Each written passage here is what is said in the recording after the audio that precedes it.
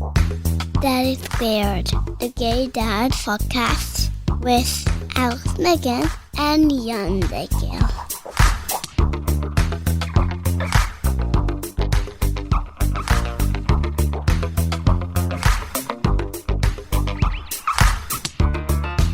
Hello and welcome to another episode of Daddy Squared, the Gay Dads podcast. I'm Jan. I'm Alex. Alex, you know, people are asking, are we planning to do an episode on the coronavirus? Because we're epidemiologists with expertise in... People are not in a good mood. I can't imagine why. One of the things that I saw on social media, which is very alive as opposed to the street, you know, Yes. is something from Israeli parenting coach, Einat Natan, who I really, really love. She's so great. Her book is amazing, and I really love what she has to say. And she says, you know, our head is busy thinking about the separation of what is absent, and news are turning up the volume of what's missing. And our mind is looking of what doesn't work. And instead of that, she says, you should look at what's around you. What's everything that is really important is around you. Don't look at what's wrong. Look at what you have. And I think this is an amazing lesson. I think that, Alex, I know you're not into the whole spiritual stuff. I think it has a greater lesson than just, you know, locking yourself out of the virus. Look, of course I agree with you. And by the way, just a moment about spirituality. I'm not into what I consider to be supernatural stuff. That doesn't mean I'm not a spiritual person. Shish, what's with you? I agree that this is, look, just like every experience in life, this is an opportunity. It's an opportunity to look at our lives differently and to kind of reassess what's important to us. I loved what she said. And if you can bring yourself to translate the entire thing to English, you should. She also said that our job as parents is to show our kids, if we want to raise optimistic kids, we have to show them and demonstrate to them that at times like this, we have to look at what's working and what's left. And we tell them how much they miss if they don't do that. Right, if you don't look at the bright side of things. Look, of course I completely agree, but on the other hand, I don't really want to downplay how terrifying this is for some people. Especially, you know, gay men have just a larger tendency to be disconnected from their families for obvious reasons. That means fewer people to interact with. Ones who, you know, gay men who have not had kids might be alone in their houses right now. And that can be incredibly difficult. And so while I agree that there's a huge opportunity for optimism and looking at things, I don't want to undervalue the fear that people have and the isolation that people feel now. I totally agree. It's not like I don't want to downplay that, but I just think that if you are at home and you are bored and you are sad, just take a few minutes to look at who are you. It's an opportunity to actually look inside and understand who are you without all of the things that are outside. Who are you without the connections? Who are you without the seeing friends and going to work and coffee talks, you know, in work break and stuff like that. So look, who are you without the Starbucks at the corner? I have to tell you, because I have become nothing. I am the gay Starbucks. I don't even spend a lot of time at Starbucks, but the idea that I can't go and sit somewhere, I don't even interact. Your grinder is just blows out. I don't even interact with people. I just go and sit there and feeling the hum of people around you is something really hard to be without. Today we're having America's Worst Mom. Speaking of which, Lenore Skenazi, in 2008, she wrote a column in the New York Sun titled, "Why I Let My 9-Year-Old Ride the Subway Alone." Described her making a controversial decision and let her son take the New York City subway back home alone. It became a national story and it prompted massive media attention. She was dubbed America's Worst Mom. In response, she founded a blog and then wrote a book called Free Range Kids that aims to fight the belief that our children are in constant danger. This idea was never been introduced in gay dads' blogs, and I really want to bring it to our community and to hear your guys' opinion about this whole idea. What do you guys think? So please listen to the interview. I think it's fascinating. I agree. And I fell in love with this idea of free-range kids, but just because it reminded me of my childhood, that my parents actually let me do a lot of stuff independently. I used to go to the grocery store at 6, maybe. I can't even imagine what the hell my children would come home with if they went to the grocery store now. Granted, they're 4. I was what's it called in Israel, a key kid? Latchkey kid. I was very independent, and coming to America and seeing how parents treat kids as if even at age 8 and 9, they're still treat them like they're 5-year-olds. It was shocking to me. So first of all, we have to be clear that you moved from Israel to the United States, but you didn't move from Israel in 1979 or 1981 when you were a little kid to the United States. You moved now. So that means that things have changed in the United States a lot too. When I was a kid, I don't think it was anywhere near as free range as it was when you were a kid in Israel, because Israel was much smaller and safer and quieter. Did you go out to play in the playground by yourself, like in the park? Yes, I did at the age of 7 or 8 years old. I remember that the age of 6 was when I was allowed to cross the street in front of my house and go to the other side. That was a big deal. So let's hear the sponsor, and then let's go to the interview with Lenore. Daddy Squared, the Gay Dads Podcast, Season 3, is sponsored by Love is Family by ORM Fertility, your gateway to fatherhood.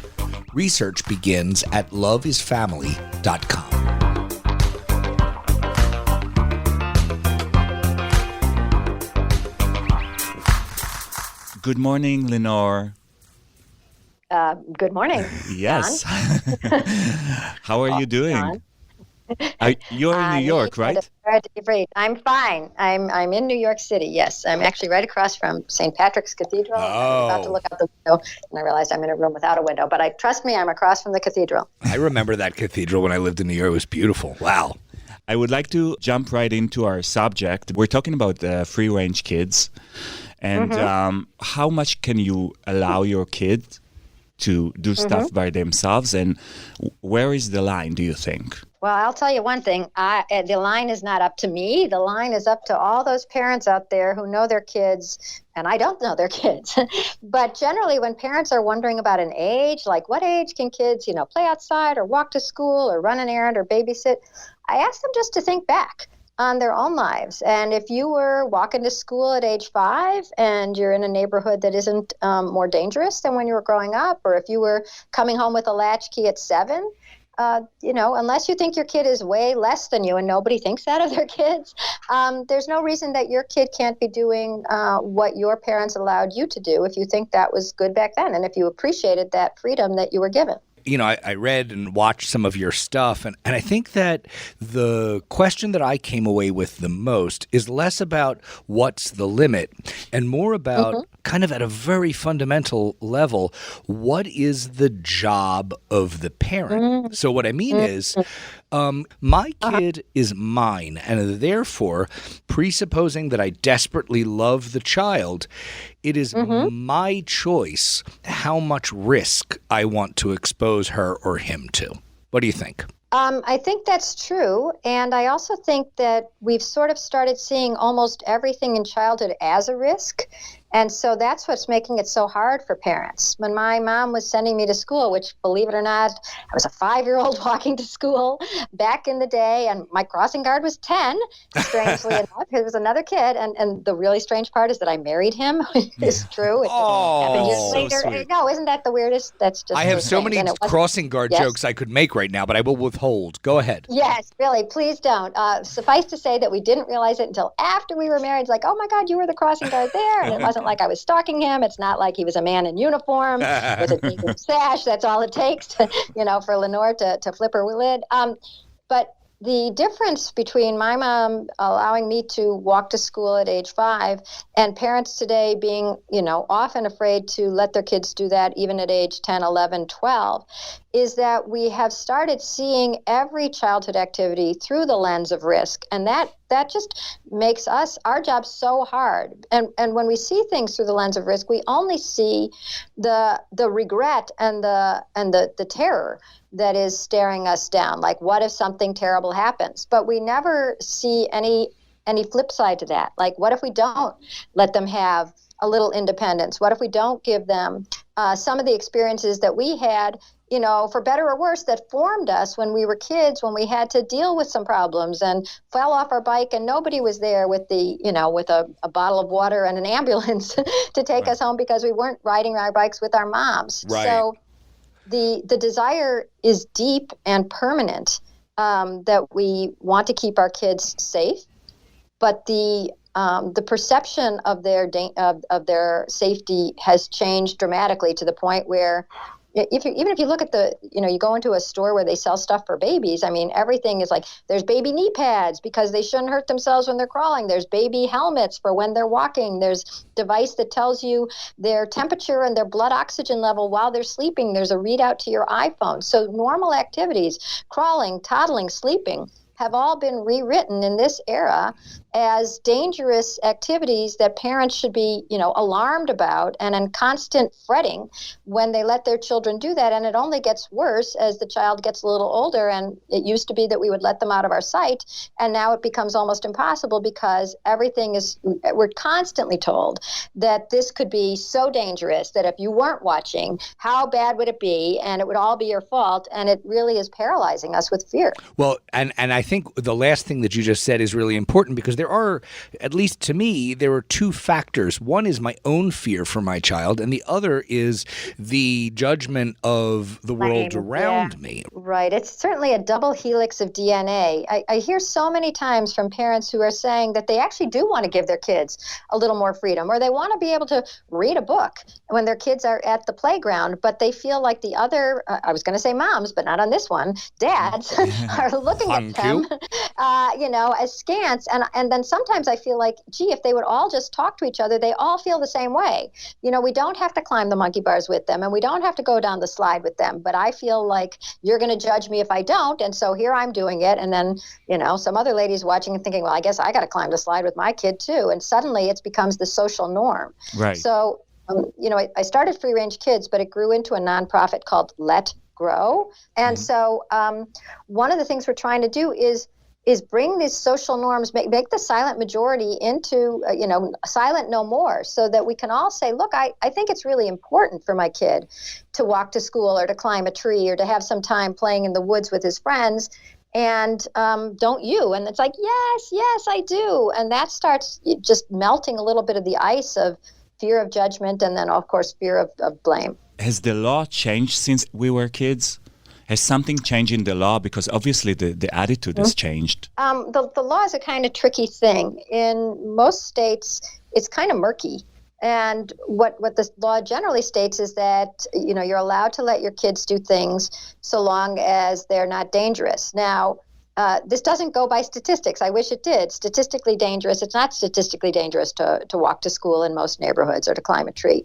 But if somebody walking by thinks, I would never let my kid walk home from the park, and they have a phone with them, I think the phone has changed more than the laws. A phone allows a person to immediately call 911, and then if a caseworker comes and, it says, well, I don't know, is this dangerous or not? It's just there's a new level of vigilance on the part of bystanders to call the authorities' attention to just everyday, normal, safe parenting decisions. And that's the biggest change. And what we're trying to do at Let Grow, and what we did in Utah so far, and we have another law coming up in Colorado, is to create a law that clarifies that, look, nobody wants neglect. Nobody wants a kid who's neglected or abused, but simple everyday parenting decisions to let your kid play outside, come home with a latchkey, wait briefly in a car while you run in and get the pizza or the dry cleaning.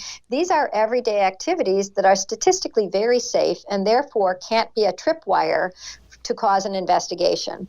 So in Utah, they know that, they can let their kids do these things that I just mentioned, and it's not going to, there will be no ill consequences. Hopefully in Colorado, this law will pass soon too, and then hopefully it will pass in all the states, because really Child Protective Services is there for a reason. They're supposed to be finding children who are truly mistreated. And I want them to do that. I don't want them to waste their time knocking on the door of somebody who let her kid play on the front lawn or walk to a neighbor's house for a cup of sugar. So Right.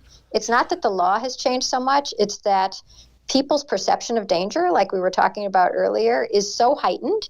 And then they have phones. So Right. normally if I'd seen, if somebody had seen me letting my kid wait in the car while I picked up the pizza, and they had to remember to call the police when they got home 15 minutes later, it would have vanished from their thoughts, because it isn't that big a deal. But when you have the phone and you've been told that children are in constant danger and you call 911, that's the real problem. Right. By the way, you talked about other dads judging us, so I just want to clarify that we have this term called momsplaining. A lot of the dads are. Let's hear it. Yeah, a lot of the dads are using it because we feel that we're judged by other mothers who think that because we don't have mother in our relationship, or the kids don't have a mom, this is why we act a certain way. And Alex has a very perfect example of something that happened to him. Well, Remember? she's going to hate this one. I mean, Yeah. Oh, I cannot wait to hear. And then I'm going to say you should write an op-ed for this and put it in the New York Times. But let's hear it. the New York Times is so sick of hearing from me. Anyway, walking with the kids, they were probably early three, trying to get them out of the park, walking to the parking lot, and one of them was fine, and the other one was throwing a tantrum because he didn't want to leave. And I was doing that thing that you do where you say, oh, okay, well, I'll just go and you can stay here. And Right. What I did finally was, me and the other kid, we got to a place where we sort of turned around a little bit of a corner so that we could hide, Ooh. right? Ooh. A little bit of a corner. We could not have been more than 10 meters away from the kid, and I hear a shriek, and I come outside, and it is a woman standing there and screaming, "Whose child is this?" And I say, "Oh, it's mine. You know, I'm doing that thing that you do." And she says, "Well, I should call the police. Do you know how dangerous this is? You know, blah, blah, blah." And then she made, and you know, that got things a little bit excited. Then she made the unfortunate mistake of saying, "You don't understand. I'm a mother." And I was like, uh-oh. You're also a sexist, but okay, we'll leave that aside. And then, you know, it spiraled out of control, and she said she would call the police, and she didn't, and etc. So yeah, there was a good time was had by all.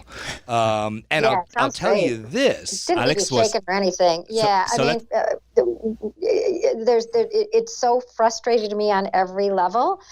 The sexism, dare I say hysteria? Now I sound sexist. The false sense that she must care more about your child than you do, simply because she has memories, and you know, just because it's just so strange. Like, why would you think that you care more about my child? Well, it just doesn't happen. I haven't looked at any of the statistics, but has there been any benefit to the poking in of the nose that other parents have done over the last decades towards the end of actually removing children from dangerous parental situations? Because even though, of course, I agree with you within the right context, I would ask, do we want to shut that model down and go back to the way it was when I was a little kid in the 70s? Or is there some kind of a value to the fact that the society feels like they do have a role in looking at the way other parents parent? Okay, first of all, I'd say there's something wonderful about people caring about all children and not just their own. The thing that I find disturbing is, here's this, let's use your example. Here's this lady, she sees a kid is by himself, and for a split second, she thinks that there's nobody there, right? So watch over him. You're a good Samaritan. You're fancying yourself, you know, Earth Mama. Stand there and see if somebody comes, which you did in about 10 seconds. So when you see that, you go, oh, I'm so glad, you know. For a second, I thought there was no one with him. Yay, you're here. Right. The idea that you are being a good Samaritan by calling in the authorities sometimes, which means opening up often a case, even though the vast majority of these cases are actually always unsubstantiated. I would say it's about 80 or 90% because of this almost trigger-happy public we have now, calling up 911 because there's a child outside, or there's a child who looks cold, or he's not wearing a hat.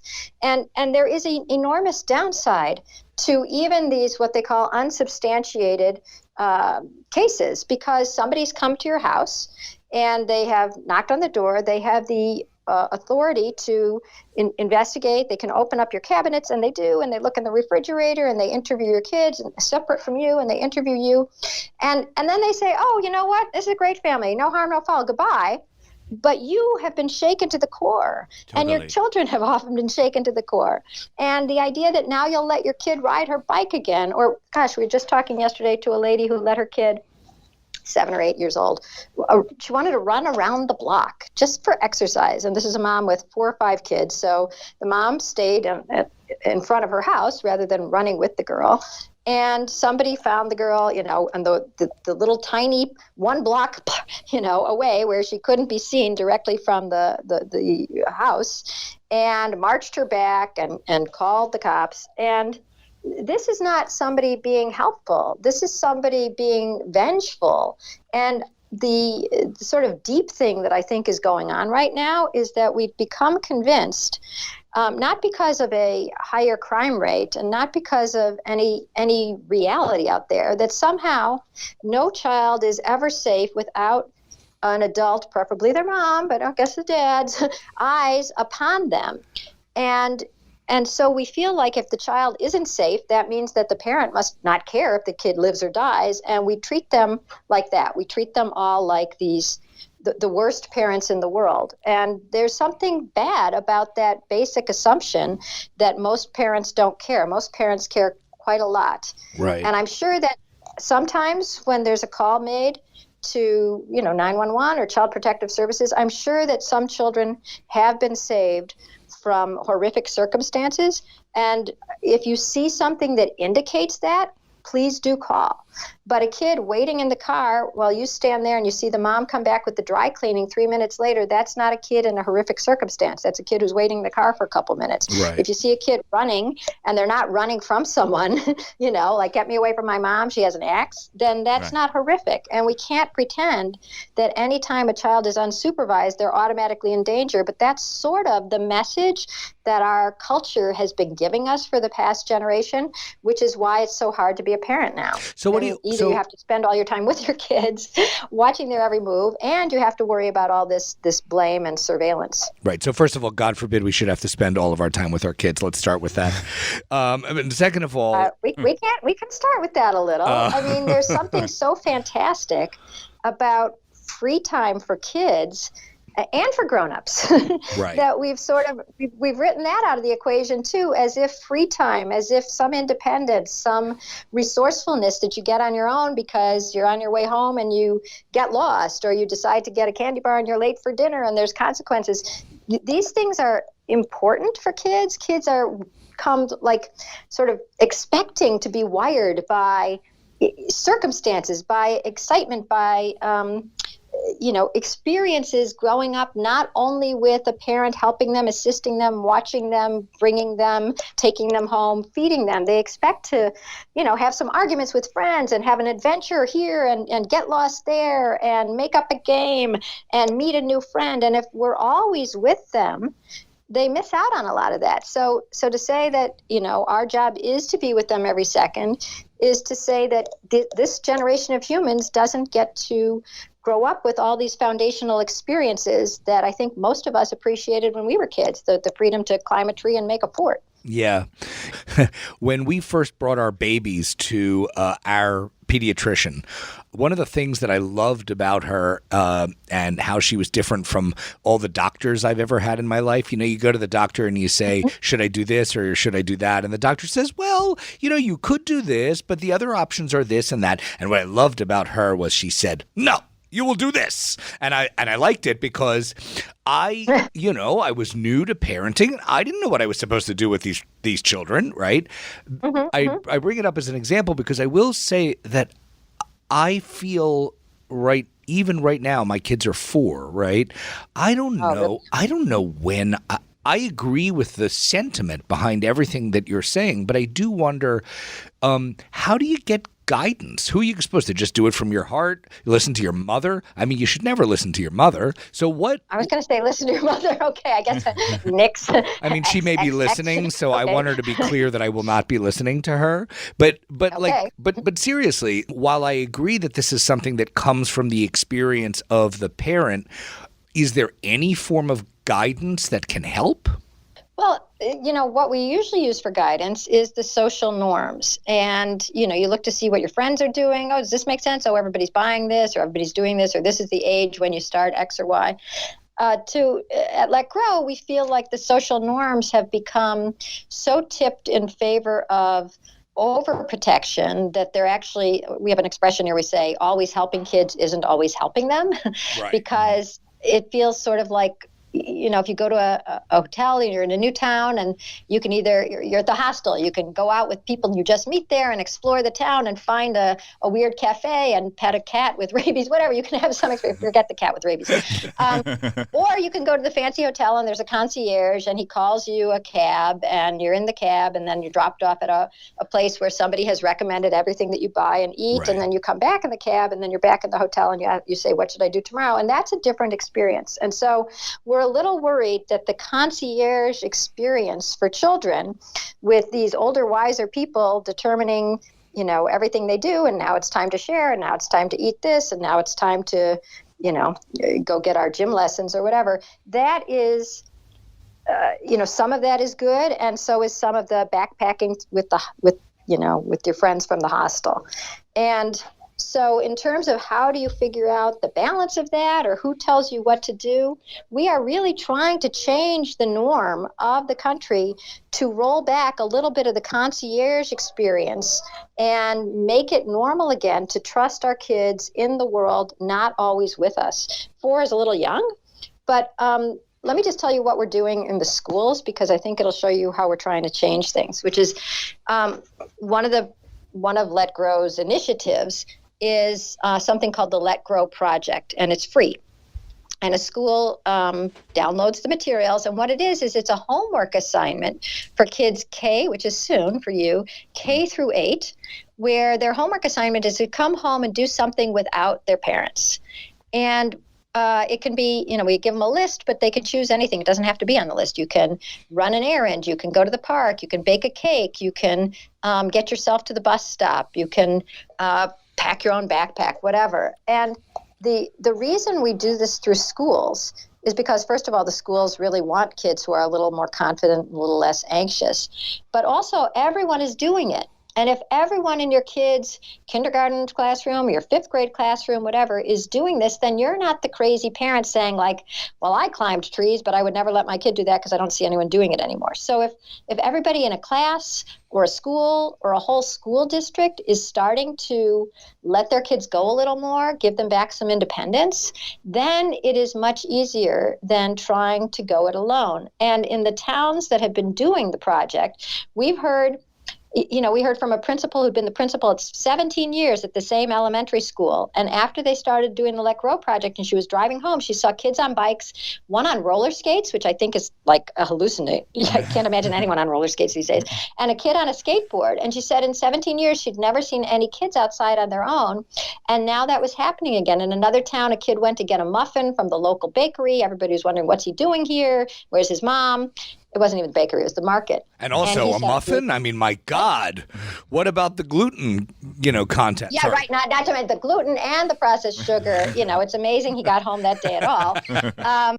But after that, other kids started coming to that same market, and it's like, oh, it's a Let Grow kid, because he'd explained what the project was. So our goal is to really change the what you see as normal, because this new normal that we have of only constant supervision is it's not doing kids any favors, and moms or dads who have to spend every single second not doing anything else except chauffeuring and watching and procuring for them, it's really it's not great for them either. We all love spending time with our kids, but it doesn't have to be every single second. What I think is interesting, though, is when you describe the freedoms you're talking about, so far, everything you've described are things that were available to me when I was a kid. there are a whole bunch of new avenues now, by which I mean the internet, social media, all of this kind of stuff. And what I wonder is your attitude towards those things the same thing as walking to the store and getting a muffin, or do you want to lock those down further and force them out to get the muffin? You know what I'm saying? Yeah, first of all, I think getting the muffin is part of the answer. Getting them out of the house, having them a world that they can be in that isn't just on their phone or on a computer. I mean, in a way, we've almost forced them to become, come home and immediately go online because they can't go to the mall. Right. They can't go to the park. They can't play in the woods. What's left? The only place they can meet their friends is in, Minecraft, right? Or Fortnite. Mm-hmm. Yeah. And so I just have to brag about one other sort of solution we have, and then I'll talk about actual tech. But another Let Grow initiative is called the Let Grow Play Club. We put Let Grow on everything. What can I say? But once again, it's free. And it's encouraging schools to stay open either after school or before school for literally free play. Like there's the nurse is in her office, if anything goes, or maybe his office, let's be fair. But so if anything goes, horribly awry, a giant hive of bees stings the kid with the EpiPen. But otherwise, the kids are, there's cardboard boxes, there's jump ropes, there's balls, there's chalk, and the kids figure out what to do. And it's different age kids, and the older kids play with the younger kids, and some kids want to build a fort, and no, it should be a jail, and then they can figure it out between themselves. And meanwhile, some kids are playing a football game over on the side, and all these fantastic things that we're worried about them not getting because they're not going outside or they're only online are happening in real time because they're not on their devices, and there's a bunch of kids together, and the parents feel the children are safe enough because they're still on school property. And so you have them compromising or coming up with a funny game. And kids who I once read this fantastic study from Peter Gray, who is another co-founder of Let Grow, who said that if you had 7-year-olds trying to play a game of cards together, it's a disaster. They just can't do it. But if you have 7-year-olds playing with 9-year-olds, the 9-year-olds are saying, hold your cards up, or don't throw out the queen, or we can see everything you've got. And then the 9-year-olds learn how to sort of lead and explain themselves and communicate, and it's this great experience for them. They're the big kids. And the 7-year-olds who want to look like they're almost 9, like these really cool older kids, they hold their cards up and they focus. And this is how you start getting all the social emotional skills that we're worried that our kids don't have because we're always with them, concierging. And so if you can just get kids, if you can keep a school open or have the Parks and Recs department open for 3 hours after school, and kids could have an actual childhood after school instead of a whole lot of adult-run activities, which can be fine in to a certain extent, but they also need some time with just talking to each other and making things happen. Then you don't even have to worry about all the time that they're online or all the time that they're inside or all the time that they're overprotected, because here they are having a childhood experience that is pretty similar to probably what you're talking about enjoying when you were a kid, right? You probably played after school with your friends. Yeah, I didn't run a gambling ring like it's obvious that you're advocating that children do. Right. All proceeds to me. Yes. So one thing that Alex didn't say about his case is that he came home that day after the interaction with that woman crying. Yes. Yeah. Oh, and he was God. devastated for I don't blame her. I'd be hysterical. Yeah. I mean, first of all, how dare you? There's the umbrage, right? How dare you? Yeah. But then there's also, don't shake me to the core and think that am I not a good parent? Am I not mom enough? I mean, it's so demoralizing. We're all trying to do our best. And one of the things that is keeping us from doing our best and making us just into frantic, fanatical parents is this fear that somebody else is going to say, you suck. Well, and in so horrible. And in the interest of complete disclosure, I'll say I really didn't and still don't know how good a parent I am. So part of the problem is you don't have to be great. You don't have to be great. You have to be doing, I always say by the time you're reading a book on parenting or hosting a whole podcast on it, you're doing enough. You are great. You are great. Oh, Nobody's thank you. perfect. Nobody's going to get it right. People think I'm anti-helicopter parent. I say I'm part helicopter on my mom's side. There's no if there was a perfect formula, we would have one book and we would all read it and do it. And instead, there's this giant swath of I was going to say bookstore, if there's a bookstore left, there's a giant swath of the library and podcasts and, the parenting is so confusing, and we've imbued it with like everything we do. Like that one incident, is that going to ruin the kid? Are they going to talk about it in therapy, even though they were just 3 and they'll never remember it, but I'll be talking about it, so they'll end up talking about it. These things are writ too large. Yeah, they are agreed. writ too large. It's a moment. There's zillions of moments before they hit 18, and they don't all have to be perfect. They can't all be perfect. And in fact, in many ways, it's better if they're not all perfect, so that they learn how to roll with some punches, or realize that, dad isn't perfect either, so I don't have to be so hard on myself. We are so hard on ourselves. And then there's the busybodies with the phones who are even harder. And we just got to take a step back and say, it's going to be okay. Your kid is going to be okay. Give them some freedom. Give yourself some freedom, and it'll be okay.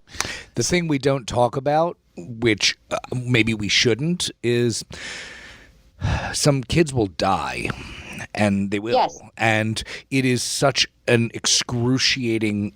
It was hard for me to actually just get those words out that I just said. I know. But I think that it is part of the formula to recognize that with all risk comes the risk of something really, really horrible. You put your kids on a bicycle, and which we're going to do soon with our kids. And, I'll admit that it freaks me out. It does. Of course I'm going to do it, but it's going to freak me out. Right. So what's interesting about that is that it does freak us out when we think about death. Your child's death. What could be worse? It freaks me out, and I don't like the fact that we're talking about it now.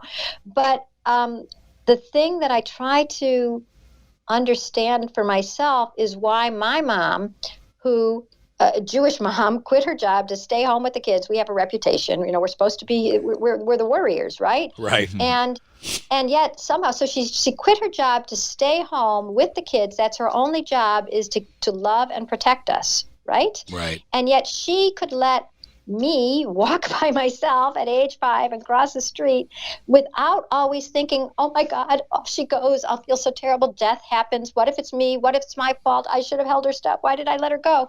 And nobody thought that way then. So what feels very innate and natural now, almost, just like it's just a normal thing to be picturing our children dead, if we get them a bike, if we let them walk to school, if we let them stay home for a minute, if they climb a tree, is a new thing. And it's hard to believe, because we are always going to that dark place now. But I don't think parents always felt like every decision they were making was life or death. And the fact that we think that now is sort of like, I live in New York City. Once in a while, I go to Staten Island. And when you go to Staten Island, you look back at Manhattan, and you see this brown haze over the whole city, and that's pollution. And yet I'm in Manhattan now, and the air looks perfectly clear. And I feel that that's the way with this extreme doom that we feel. Like We've been breathing in. There's a million. There's Law and Order. There's Elizabeth Smart. There's new devices that track your child's every move. There's Amber Alerts. There's, the favorite story of the week on television. There's so much doom and blame that we are just breathing in every day, that we think it's normal to be picturing our kids, I have to say it, dead when we let them do anything. And how do you change that? Because people think it's innate, but I know it's not innate, because my mom, the worrier, did not think that way. Nobody thought that way when you were allowed to play outside either. Why are we thinking that way now? Right. So we were close to Child Protective Services called on us on that incident. And there was another incident at the airport where I thought, here it comes. And we came out of the airplane, and one of our sons was hungry. And our kids are very verbal. And he started screaming. What a surprise. And they started screaming, why aren't you giving us food? We're always hungry, and people are looking at me, and I'm like, here it comes. And right. Why are you starving them? Right? Yeah, totally. Mind you, we just gave them food like 15 minutes before that, but never mind. I wanted to know what happens. I'm calling 911 on the other line. I wanted to know what happens when actual Child Protective Services knocks on your door. What happens then? Right. Okay. I can't tell you. They haven't actually knocked on my door. Thank Although I did get a God. couple of calls from the police when I let my 10-year-old ride a suburban train here in New York City. Usually, like I said, most of the cases turn out to be what they call unfounded. But the fear that is, your heart is in your throat when there's somebody there with the power of the government behind them to say you are parenting wrong. Right. And that's why And we're take your trying to kid, change a which couple of is things. One is to make sure that the law is clear enough that, a kid saying, I'm hungry, or why aren't you feeding us, is not enough to trigger.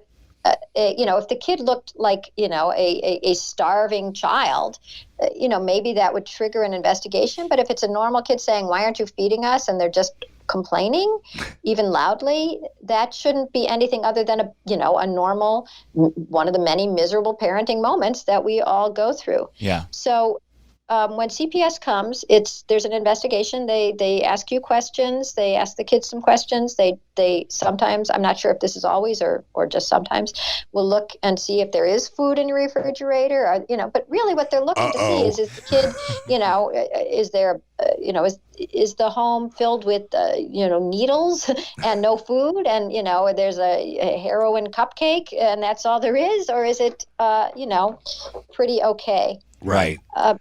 But the chilling effect, I mean, why are we even talking about this? 20 years ago, if a kid got off a plane, here you are taking the child on a plane. That seems kind of nice already and almost affluent. If you hear a kid say something like, Mom, that hurts, you would just keep walking. I mean, as you should.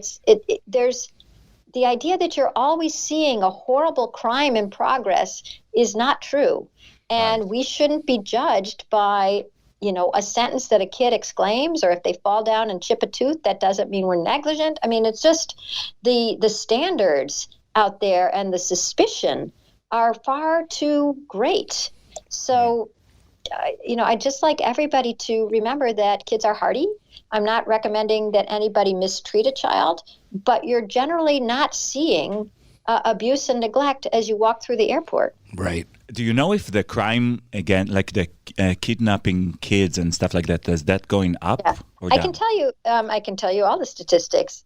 Crime across the board against children and adults has been going down since the 90s. It peaked in 93, so right now we're at like a 25-year low. We're back to the crime rate of the 60s.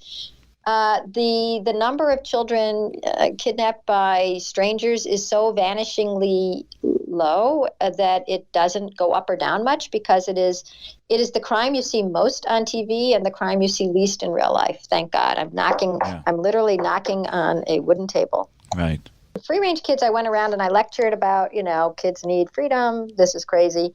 And everybody would nod their head and remember their own childhood. And then they would go home and nothing would change. Right. But Let Grow is dedicated not to changing minds, just minds. We want to change behavior. And that's why if you have the Let Grow project and everybody at the school is doing it, or you can do it through a church, a synagogue, you can do it through your neighborhood group. You can gather a bunch of, go on nextdoor.com and say, does anybody want to come to our house? Saturday morning we'll have non-heroin cupcakes and, maybe even a healthy snack or two cut into tiny pieces.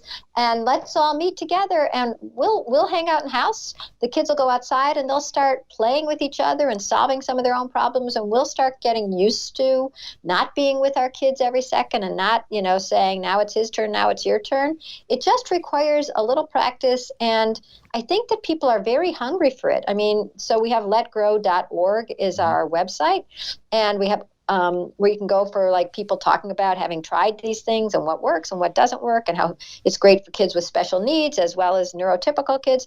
And then we have a Facebook page.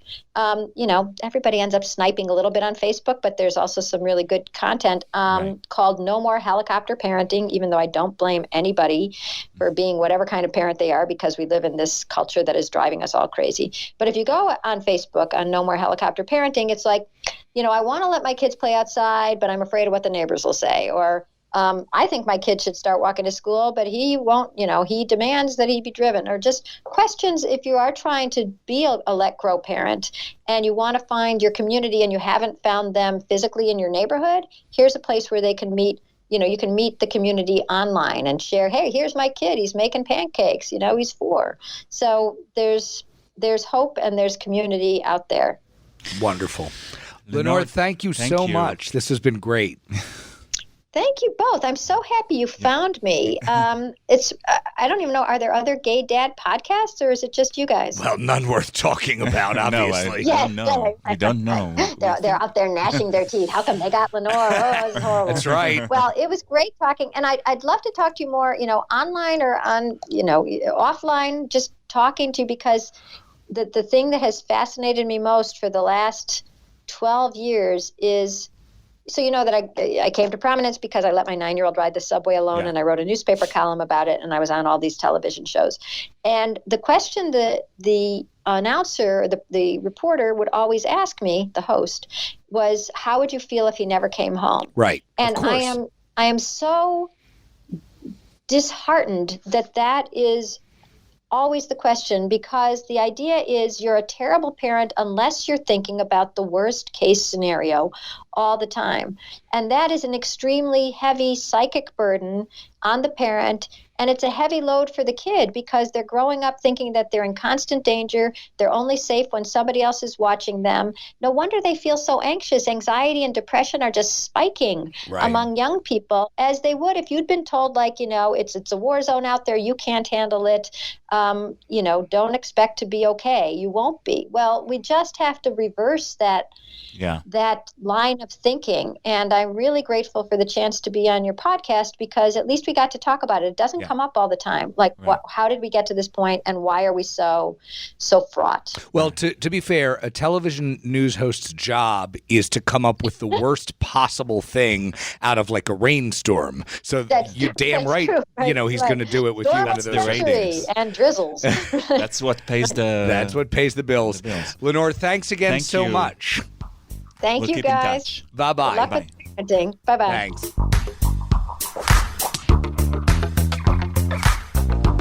We're coming back from the interview, Daddy Square, the Gay Dads podcast with Jan and Alex. I'm Jan, just in case you're wondering. In case, it's me. Go ahead. So, and that one thing that really calmed me down about this interview is to know that if somebody actually report us to child services. If child services wants to come over now and watch our kids for a few hours, I'm down. That if they really report us, we know what's happening, and we know that they're looking for these signs at the house. So if my kid's screaming, I'm hungry, and embarrass the shit out of me in an airport, they don't immediately take your kid. They come and check. So that's really, it's good to know. I'd like to interject that while that's probably true, it's never always true. And what I mean is things go wrong. There are horror stories. Don't scare me. The worst thing is that we're white men living in a relatively affluent neighborhood. It means that it is less likely to happen to us. Unfortunately, there are real inequalities in the way these things are handled. And so I wouldn't want to be so sort of simple about it and say, oh, you have nothing to worry about. Things go wrong. It can be scary. Don't scare the people. We're supposed to be optimistic here. So one thing that really made me think after this interview was the whole notion of parents judging other parents and the shame that we feel. Yeah. So it does paint a picture of our society.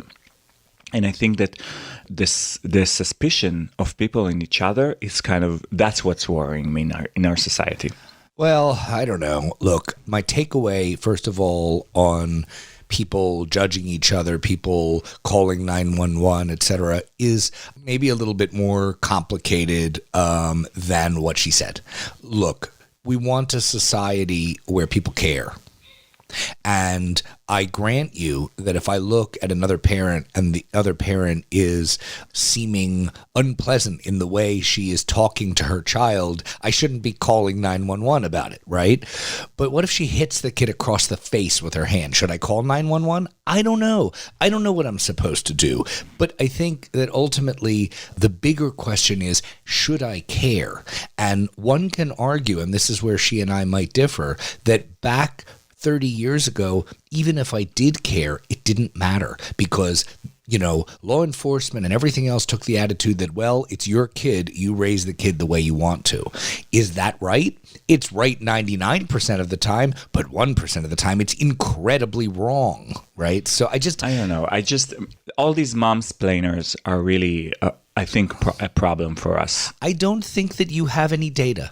I'm sorry. I think it's a feeling that you have. And remember that as we talked about in the interview, it's an experience that I had and it was excruciating, right? But I don't know what the numbers really say.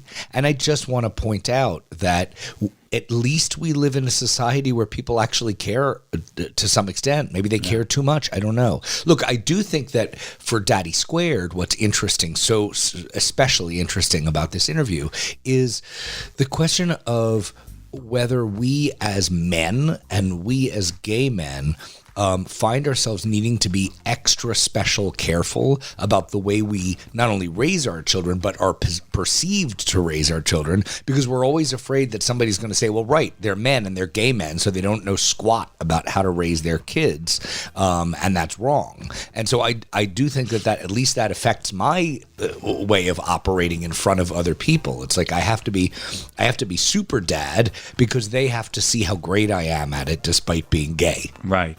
Well, I have to say that I'm in love with that free range kids thing. I don't know, and I think we really have to think a lot. I mean, our kids are still young, but we really have to think about what are going to be the limits of our letting them run free. And I think it's like every parent is probably going to have their own limits. And I'd really love to hear that, to hear your comments, our dear listeners.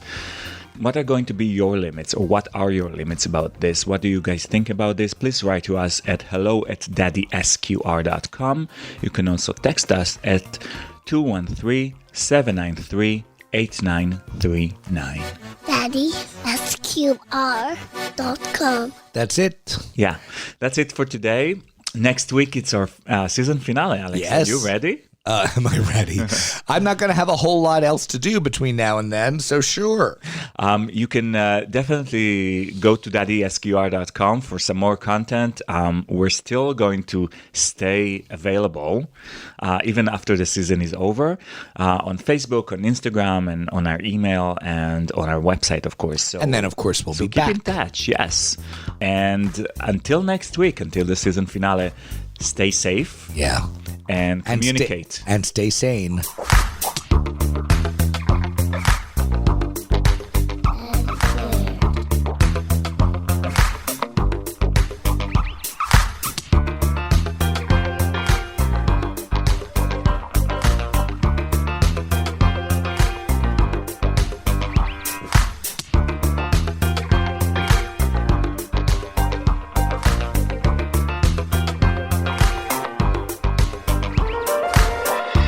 If you're thinking about having kids, start your search at loveisfamily.com by ORM Fertility.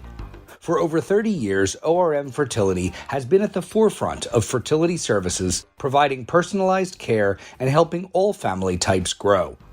ORM are honored to be a trusted resource for the gay community on their journey to parenthood and are now sharing all they know with you at loveisfamily.com.